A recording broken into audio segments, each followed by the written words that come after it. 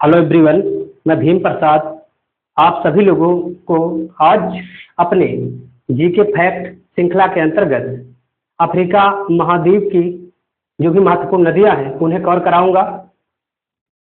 तो आइए हम बात करते हैं अफ्रीका महाद्वीप की महत्वपूर्ण नदियों के बारे में। तो अफ्रीका महाद्वीप की जो भी महत्वपूर्ण नदियां हैं वो नदियां कौन कौन सी हैं, आइए उसे एक बार हम देख लेते हैं। इसमें है नील नदी, कांगो जायरे नदी, नाइजर नदी, ऑरेंज नदी, सेनेगल नदी, जाम्बेजी नदी, लिम्पोपो नदी, उल्टा नदी और चार नदी या इसको हम चरी नदी भी कहते हैं। तो हम इन नदियों पर अब एक एक करके बात करेंगे। तो आइए सबसे पहले हम बात करते हैं नील नदी के बारे में। देखिए, नील नदी दो मुख्य नदी शाखाओं का संयुक्त रूप है। एक शाखा युगांडा, केन्या और तंजानिया में विस्तृत विक्टोरिया झील से श्वेत नील नाम से निकलती है तथा दूसरी शाखा इथोपिया उच्च भूमि में स्थित ताना या जिसको हम ताना भी कहते हैं झील से निकलती है। इन दोनों मुख्य नदी धाराओं का संगम सूडान की राजधानी खार्तूम में होता है। इसके आगे इन दोनों नदियों की संयुक्त धारा नील नदी के नाम से जानी जाती है। तो श्वेत नील और ब्लू नील के मिलने से मुख्य नील नदी का निर्माण होता है। अभी इसे हम डायग्राम के माध्यम से और भी बेहतर तरीके से समझेंगे। नील नदी की जो लंबाई है वो 6,650 किलोमीटर है।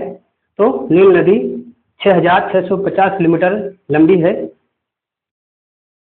और यह नदी अफ्रीका महाद्वीप के साथ ही विश्व की भी सबसे लंबी नदी है।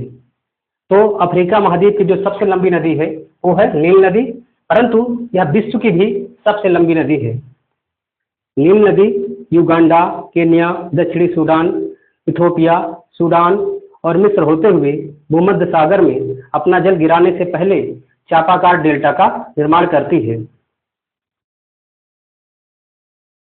मिस्र को नील नदी का वरदान कहा जाता है, यानी जो मिस्र देश है उसकी संस्कृति, उसकी सभ्यता और उसकी आर्थिक स्थिति में नील नदी का बहुत ही महत्वपूर्ण योगदान है और आज भी नील नदी मिस्र के लिए एक वरदान साबित होती है। जो अतबारा या कहीं कहीं पर आपको अटबारा भी लिखा मिल सकता है, यह नील की सबसे प्रमुख मुख्य सहायक नदी है। तो आइए अब हम डायग्राम के माध्यम से नील नदी को समझते हैं। देखिए, नील नदी की एक शाखा विक्टोरिया झील से निकलती है और जो शाखा विक्टोरिया झील से निकलती है उसे हम कहते हैं व्हाइट नील। और एक शाखा निकलती है ताना या टाना झील से, जो कि इथोपिया में स्थित है या इथोपियाई उच्च भूमि में स्थित है, वहां से निकलती है और वो कहलाती है ब्लू नील। व्हाइट नील और ब्लू नील का संगम सूडान की राजधानी खार्तूम में होता है और आगे जैसे ही खार्तूम में ये दोनों धाराएं मिलती हैं, अर्थात व्हाइट नील और ब्लू नील का जो संगम होता है वो सूडान की राजधानी खार्तूम के पास होता है और वहां से वो नील नदी के नाम से आगे बढ़ती है। आगे अतबारा नदी आकर के नील में मिलती है, जो नील की मुख्य सहायक नदी है। आगे बढ़ने पर नील नदी पर मिस्र में एक झील है, उस झील का नाम है नासिर झील और नासिर झील से बिल्कुल सटा हुआ एक बांध बनाया गया है, इसे हम कहते हैं आसवन बांध। तो आसवन बांध नासिर झील के आगे मिस्र में बनाया गया है और आगे बढ़ने पर भूमध्य सागर में मिलने से पहले नील नदी एक चापाकार डेल्टा का निर्माण करती है, यानी ये इसका चापाकार डेल्टा है और अपना जल भूमध्य सागर में गिरा देती है। ये नदी संसार की सबसे लंबी नदी है, ये हमें याद रखना है। चलिए अब हम अपने दूसरे नदी पर बात करते हैं। अफ्रीका की जो दूसरी सबसे महत्वपूर्ण नदी है वह कांगो नदी, इसको हम जायरे नदी के नाम से भी जानते हैं। तो इस नदी का उद्गम जाम्बिया तथा तंजानिया में विस्तृत अफ्रीकी उच्च भूमि से होता है। कांगो नदी अफ्रीका की दूसरी सबसे बड़ी नदी है, जिसका अफवाह बेसिन नील नदी से भी बड़ा है। अफवाह बेसिन नील नदी से भी बड़ा है, कहने का तात्पर्य है जो अफ्रीका की सबसे लंबी नदी है वो है नील नदी और इसके बाद लंबाई के दृष्टिकोण से जो सबसे बड़ी नदी है वो है कांगो नदी। परंतु जल के मामले में, जल के आयतन के मामले में जो हमारी कांगो नदी है वो अफ्रीका की सबसे बड़ी नदी है। यानी पानी नील नदी से ज्यादा कांगो नदी में है, और सबसे ज्यादा पानी है अमेजोन नदी में, और इसके बाद सबसे ज्यादा पानी है कांगो नदी में। तो लंबाई के दृष्टिकोण से अफ्रीका की दूसरी सबसे बड़ी नदी है, परंतु पानी के मामले में अफ्रीका की सबसे बड़ी नदी है। यह नदी अमेजन, जो कि दक्षिणी अमेरिका की नदी है, के पश्चात विश्व की दूसरी सबसे अधिक जल प्रवाह वाली नदी है। यानी सबसे ज्यादा जल अमेजन में मिलता है, और अमेजोन के बाद सबसे ज्यादा जल कांगो में मिलता है। कसाई तथा उबांगी इसकी दो महत्वपूर्ण सहायक नदियां हैं। यह स्टेनली तथा लिविंगस्टन जलप्रपातों का निर्माण करती है। तो हमें ये याद रखना है कि ये दो महत्वपूर्ण जलप्रपातों का निर्माण करती है, यानी आपका एक जलप्रपात है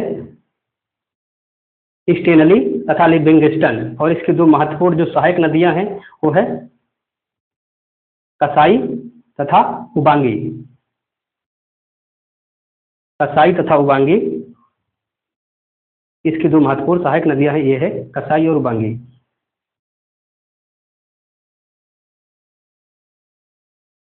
कसाई और उबांगी इसकी दो महत्वपूर्ण नदियां हैं। स्टेनली और लिविंगस्टन जो है दो जलप्रपात है जो कि कांगो नदी पर हैं। चलिए आगे बढ़ते हैं। यह नदी अर्थात जो हमारी कांगो नदी है, यह नदी विषुवत रेखा को 2 बार काटती है। मोस्ट इंपॉर्टेंट फैक्ट है ये, क्योंकि ऐसे प्रश्न परीक्षाओं में अक्सर बनते हैं। तो यह नदी विषुवत रेखा को 2 बार काटती है तथा पृथ्वी पर 13% से अधिक विद्युत उत्पादन की क्षमता रखती है, जो कि संसार में सबसे अधिक है। अर्थात पूरे संसार में जितना भी जल के माध्यम से जो विद्युत का उत्पादन होता है, पूरी नदियों में जितनी क्षमता है उसका 13% क्षमता अकेले कांगो नदी में है, और ये संसार में सबसे अधिक है। और यह अपना जल कहाँ गिराती है? अटलांटिक महासागर में अपना जल गिरा देती है। ये देखिए, तो अभी हम देखेंगे नक्शे पर, अफ्रीका के नक्शे पर, मैप पर हम देखेंगे कि कौन सी नदी कहाँ से प्रभावित हो रही है। पहले हम यहाँ एक डायग्राम के माध्यम से समझ लेते हैं कि नदी कहाँ से निकल रही है और कहाँ पर अपना जल गिरा रही है, उसकी कौन सी सहायक नदियाँ हैं, आदि चीज़ों को। तो अफ्रीकी उच्च भूमि से ये निकलती है और आगे बढ़ती है इस तरह से। आगे जाने पर स्टेनली जलप्रपात इस पर बना हुआ है। एक और भी जलप्रपात है लिविंगस्टन जलप्रपात, उससे भी हमें याद रखना है।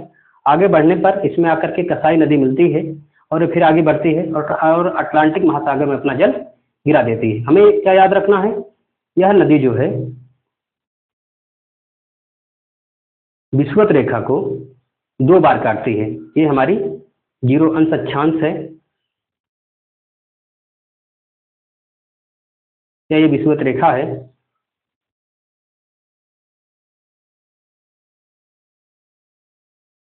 विषुवत रेखा, तो विषुवत रेखा को 2 बार काटती है कौन? कांगो नदी।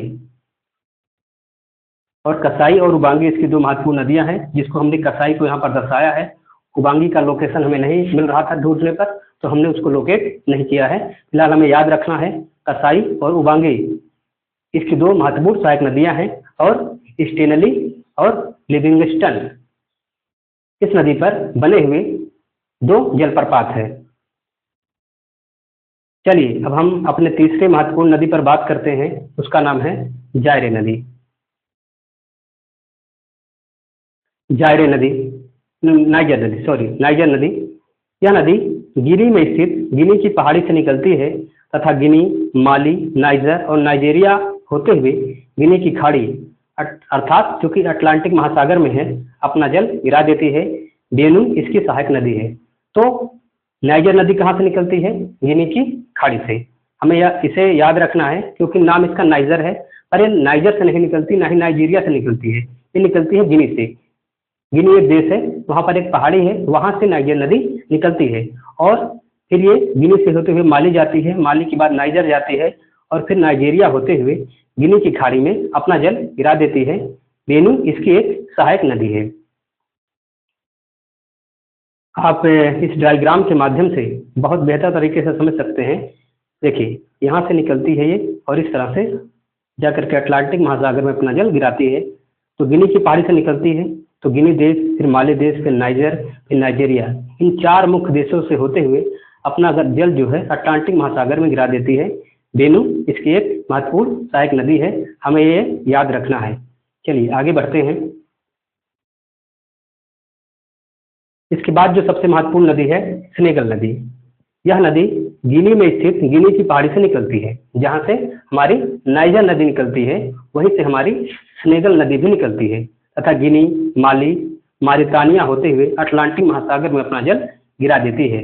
यह पूर्व से पश्चिम की तरफ प्रवाहित होने वाली नदी है। तो ये फैक्ट हमें याद रखना है कि जो सेनेगल नदी है वो पूर्व से पश्चिम की तरफ प्रवाहित होती है। अभी हम देखेंगे।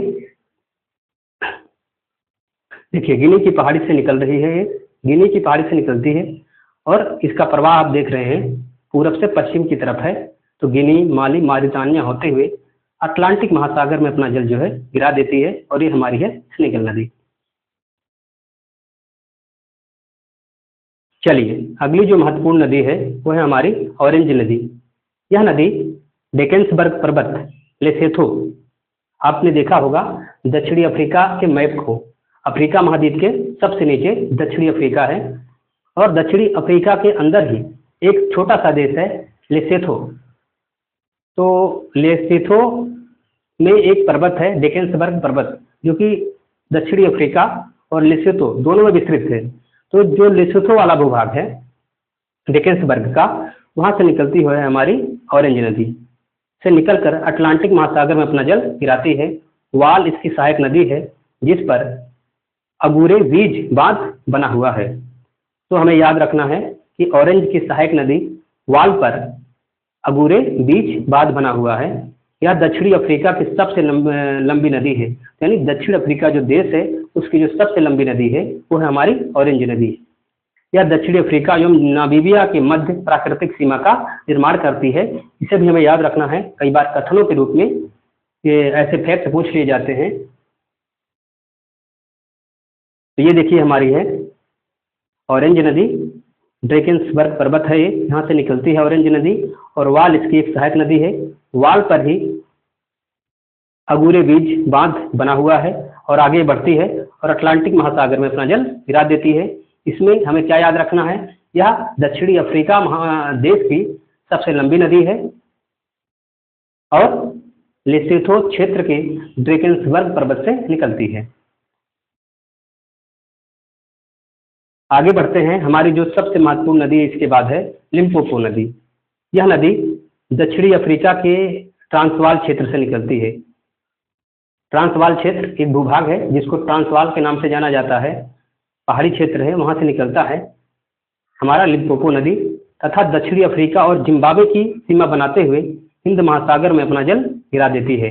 तो अब तक ले जितने भी नदियां हम लोगों ने पढ़ा वो अपना जल कहाँ गिराती थी, वो अपना जल गिराती थी अटलांटिक महासागर में, लेकिन जो लिम्पोपो नदी है वो अपना जल गिरा रही है हिंद महासागर में। यह मकर रेखा को 2 बार काटती है। तो हमें ये बहुत महत्वपूर्ण फैक्ट है, हमें क्या याद रखना है कि हमारी कांगो अर्थात जायरे नदी है वो विषुवत रेखा को 2 बार काटती है, वही जो हमारी लिम्पोपो नदी है वो मकर रेखा को 2 बार काटती है। आप देख सकते हैं ये दक्षिणी अफ्रीका का ट्रांसवाल क्षेत्र है, यहां से निकलती है हमारी लिम्पोपो नदी और जाकर के हिंद महासागर में अपना जल विसर्जित कर देती है। यहाँ पर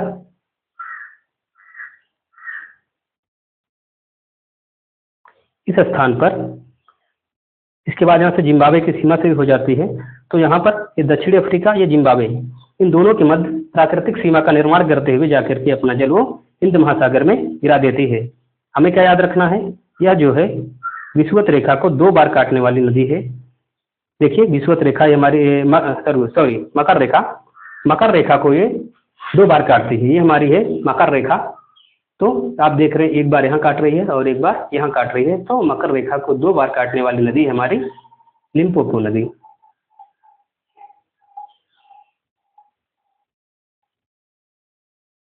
चलिए अब हम आगे बढ़ते हैं। और एक अन्य महत्वपूर्ण नदी के रूप बारे में बात करते हैं। इस नदी का वैसे खास महत्व तो है नहीं, पर ये एक अंतः प्रवाह नदी है, अर्थात ये किसी सागर में नहीं मिलती है, इसीलिए इस पर बात करना बहुत जरूरी था। इसको कहते हैं हम चरी नदी। चरी नदी, इसको कभी कभी चार नदी भी कह देते हैं, क्योंकि यह चार में अपना जल जाकर के गिरा देती है, चार झील में अपना जल गिरा देती है। तो अफ्रीका महाद्वीप में अंतः प्रवाह वाली सबसे लंबी नदी है, यह चार झील में जाकर के अपना जल गिरा देती है। तो हमें चरी नदी के बारे में इतना ही जानना है कि अंतः प्रवाह वाली नदी है। अंतः प्रवाह का मतलब होता है ये किसी झील में या किसी नदी में अपना जल गिराती है, ना कि किसी सागर में या समुद्र, जो सागर है, महासागर है, वहां पर अपना जल नहीं गिराती, बल्कि एक झील में अपना जल गिराती है, इसीलिए इसे अंतः प्रवाह वाली नदी कहा जाता है। तो चरी के बारे में हमें इतना याद रखना है। इसके बाद अफ्रीका महाद्वीप की एक अन्य महत्वपूर्ण नदी है उल्टा नदी।